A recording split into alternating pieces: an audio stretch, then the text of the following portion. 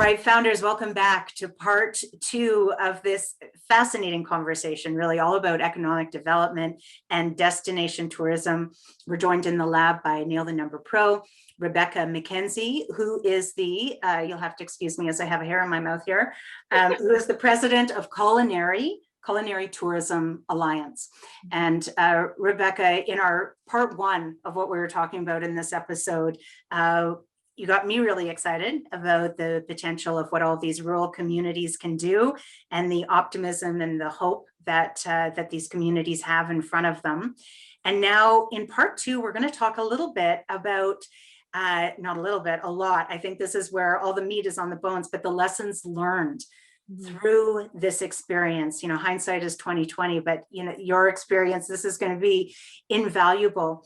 So one of the things that you shared with me the other day was really about when we start this, we talked about the impetus to start, but really understanding what the end is supposed to look like. What is the vision of what it is that you're, what is the vision of what you're building? And then what are all of those touch points along the way? So maybe you can start by just sharing with us, how do we start with that end in mind? Who do we need to have at the table in that process? Yeah, so I think, you know, you're right. Hindsight is truly 2020. And, you know, this is where, first and foremost, I think the best thing about mistakes is learning from them. And I also think challenges are, I love looking at challenges as opportunities rather than barriers. You know, good community economic development needs leadership who has a vision and who engages all of the stakeholders. We kind of finished the last episode talking about stakeholders. So, you know, in a rural community, making sure that your members of municipal council are fully on board with understanding that you're creating a long-term vision, that they engage their constituency, that you have representation and diversity at the table, representing the types of businesses and the types of community organizations that will be affected by growth. And then bring in key partners. So if you've got a provincial park or a national park, or if you've got a big attraction, like you've got to have those players at the table, and you need to be thinking long term, because often what happens is tourism will come, and folks from tourism will come and look at just what they think tourism is, which is, you know, accommodations and restaurants and maybe attractions. But the reality is that tourism touches on every part of your economy. In fact, many folks in the economic development space and in tourism are now referring to it as the visitor economy, because it's everything from when they stop and fill up their gas and the experience they have there. Just imagine if your gas attendants, if you still have them, are the best ambassadors to say, oh, hey, are you in town? You're visiting in town? Well, you know, you've got to go and check out the best place for ice cream in town, or whatever it might be, right? To thinking about, you know, we were just quickly talking on the break, you know, if you don't recognize where, if you increase visitation, there could be cracks in different infrastructure, then thinking about it when it's already cracked is too late. So, you know, as an example, I shared with you in Prince Edward County during the summertime, don't hurt yourself, because you'll be waiting like 8 to 10 hours at the emergency room, because it's a tiny little rural community that all of a sudden sees this massive influx of people. And so when you're creating that visitor economy and you're encouraging tourism growth, you need to think about long-term where revenues will be realized and where they need to be reinvested back into the community to ensure that the long-term health of the community stays in place. And when I say health, I'm talking about social health, I'm talking about health, I'm talking about cultural health. I'm not talking about just health from the perspective of wealth or the monetary health, because really at the end of the day, that's not the be all and end all. And certainly as we become more aware of the ripple effect that COVID-19 has had around the world, and especially in the tourism sector. In fact, probably one of the hardest hit with the many challenges from closing and reopening, and certainly not seeing international visitors, or in many cases, even other Canadian destinations visiting. This is where, you know, there has to be a mindfulness and really thinking about how to encourage those local partnerships to be developed in the creation of your taste of place story, and in the creation of building yourself as a culinary tourism destination.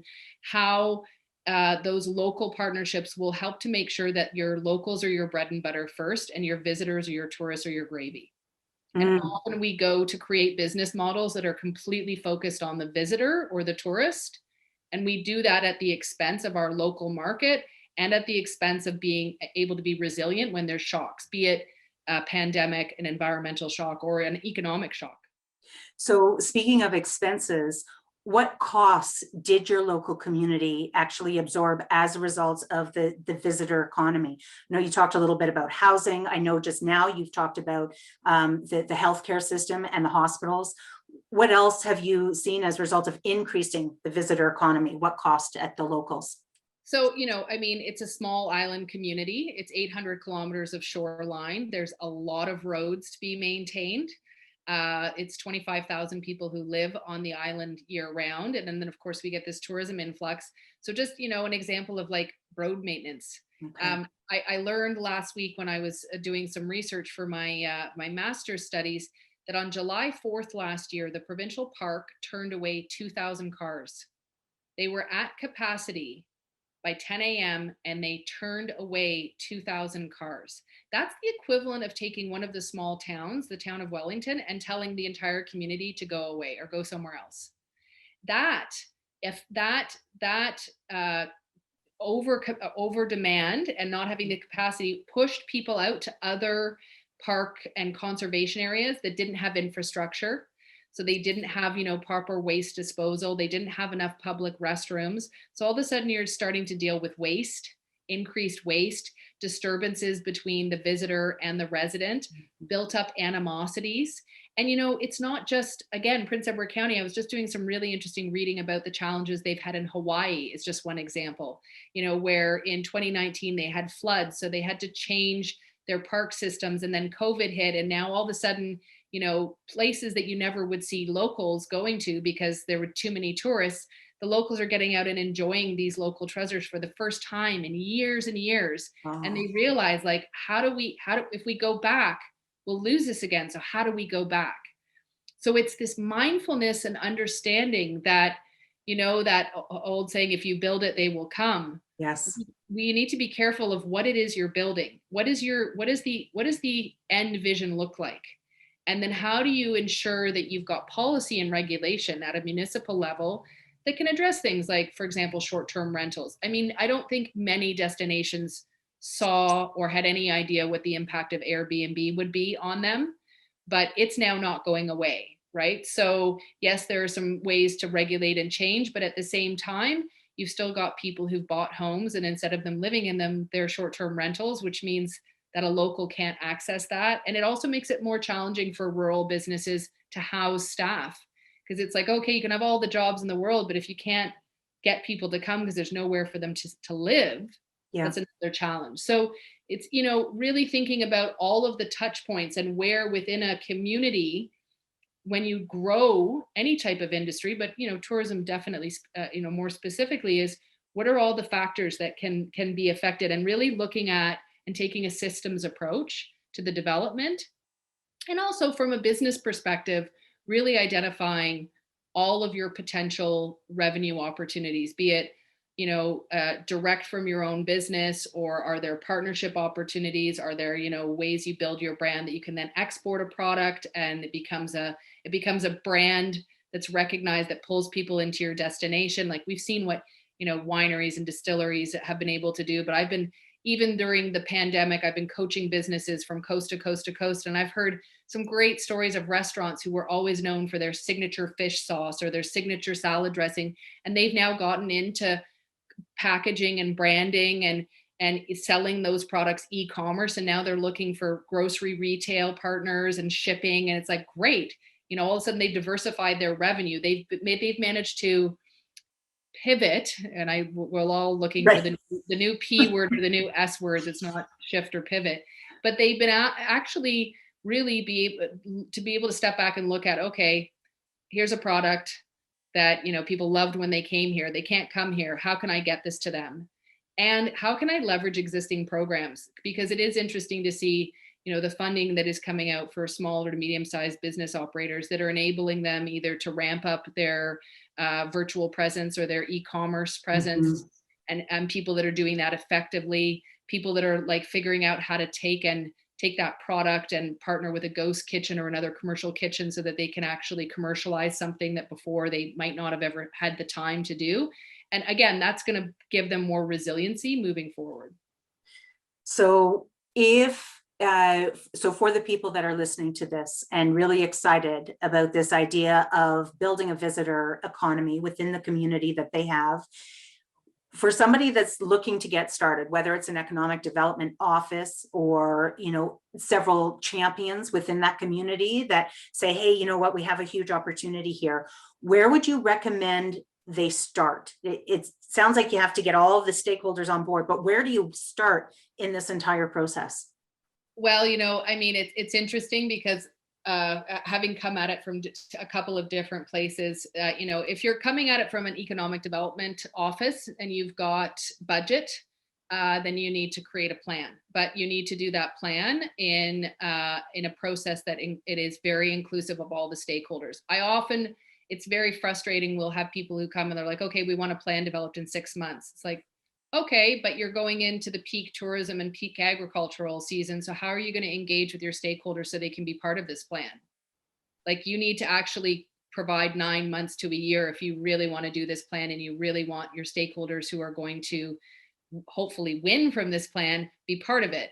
And you can't go and do that when, I always say from like May to October, it's the hardest time of the year to get those stakeholders to come out because they're making hay while the sun shines, literally. Right. From the tourism perspective and the ag.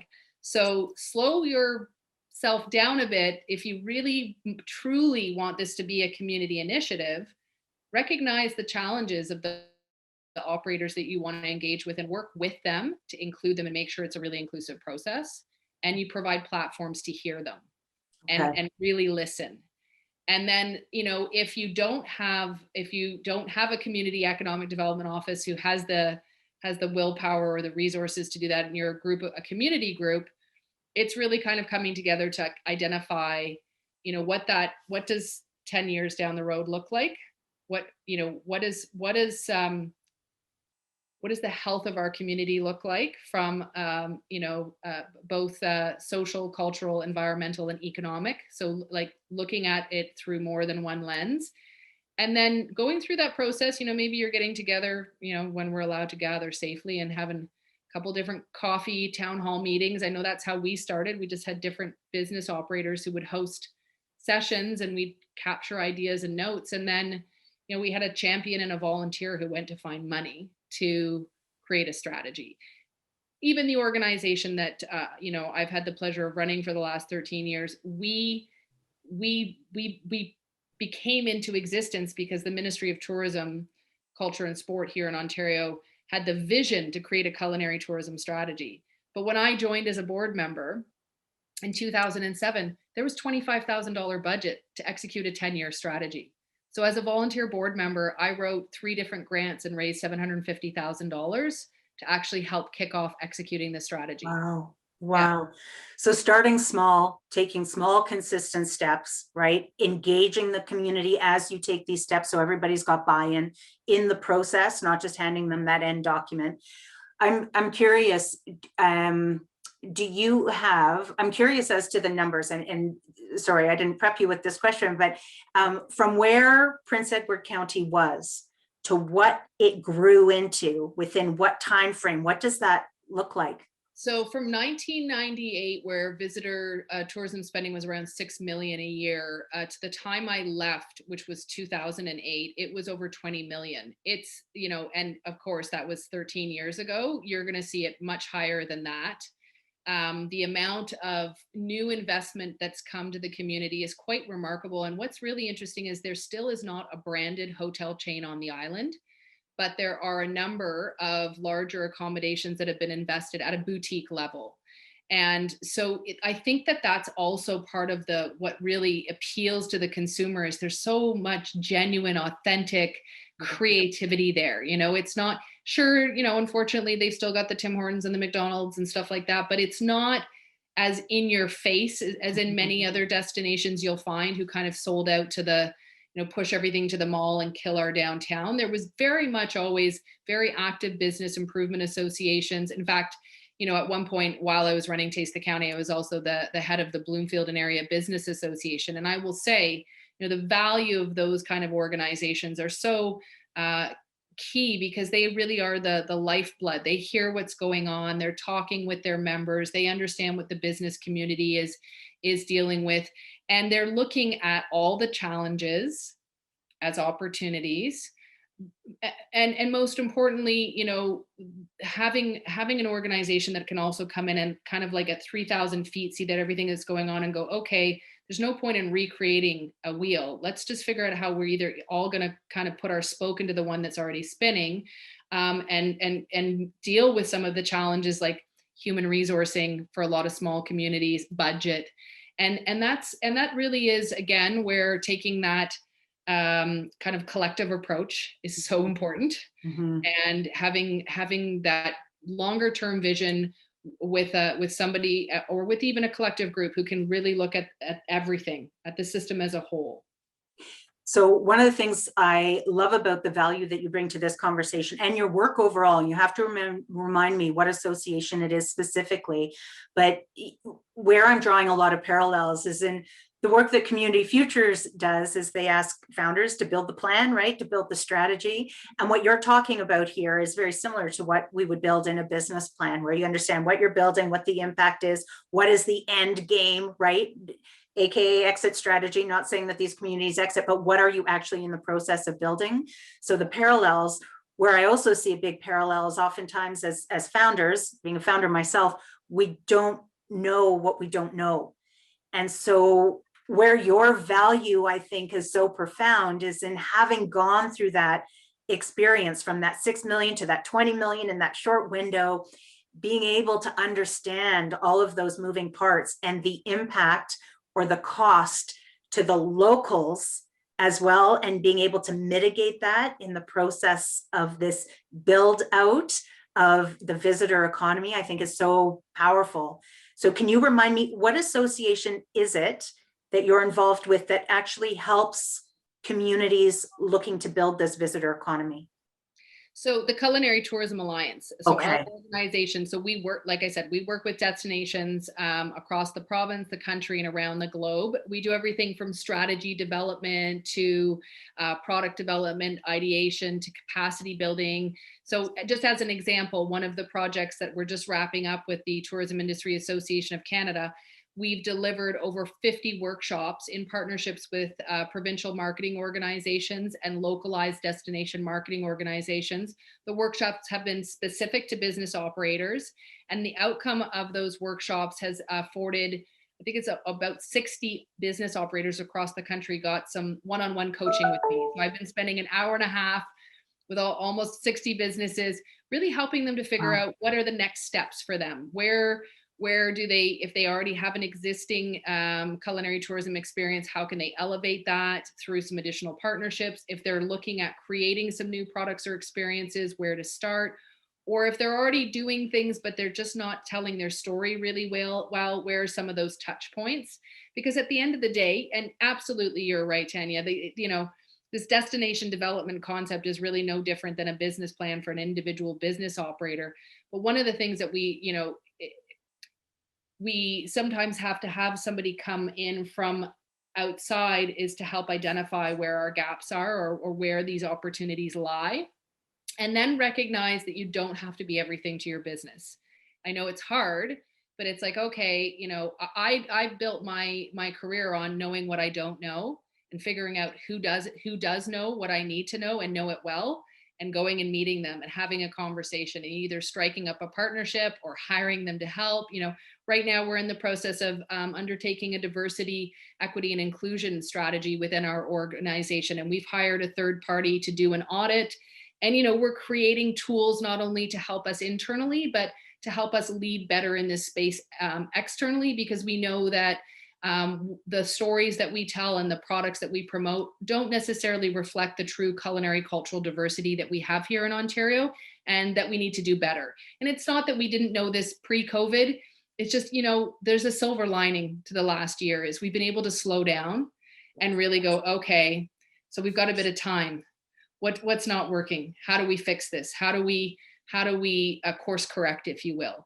And again, not trying to be everything to everybody, and certainly not having all the answers, but at least starting. And, you know, having worked with the folks at Community Futures Development, you know, I think I always actually maintain that, you know what, actually now, Tanya, that I'm thinking about it, my business loan came from CFDC, Pella CFDC, and that was that's going on almost 26 years ago.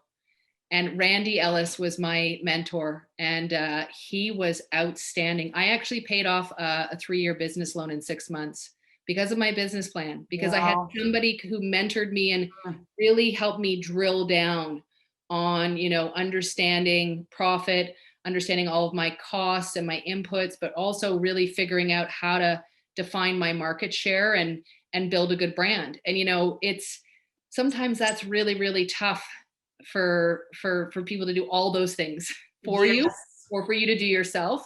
But that's the huge value of outsourcing expertise, right? Oh, well, I so appreciate you bringing that up. It certainly wasn't planned for, but you're right. I think it comes back to this message of sometimes you can't see the forest through the trees when you're in the middle of the forest. So reaching out, asking for help, right? Reaching out to experts like yourself who've been through the experience of putting together a community and a visitor economy.